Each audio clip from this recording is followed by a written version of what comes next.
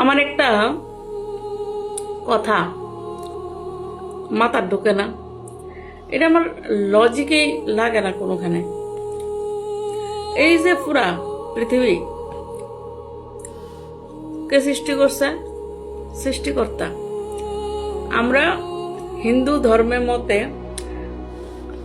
যত রকমের গ্রন্থ আছে, বেদ পুরাণ, সবকিছুর থেকে আমরা জানছি যে এই পৃথিবী সৃষ্টি করছে ব্রহ্মা বিষ্ণু মহেশ্বর, তারাই সৃষ্টিকর্তা।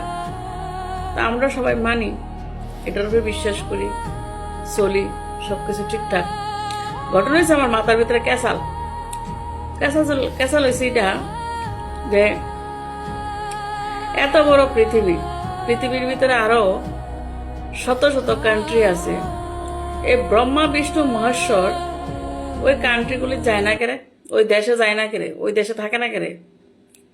ব্রহ্মা পূজা হয় আমার ভারতে, বিষ্ণু পূজা হয় আমার ভারতে, মহাদেব পূজা হয় আমার ভারতে।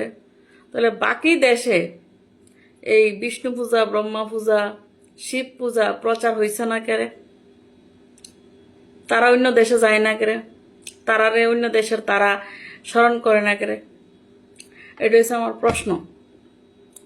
অনেকদিন ধরে মানে প্রশ্নটা ঘুরতেছে মাথার মধ্যে, যে শুধু কি সৃষ্টিকর্তা ব্রহ্মা বিষ্ণু কি শুধু ভারতের লেগে, তারা কি শুধু ভারত সৃষ্টি করছে? আমারে জ্ঞানী গুণী লোকের উত্তর দিয়েছে, আমি জানি না।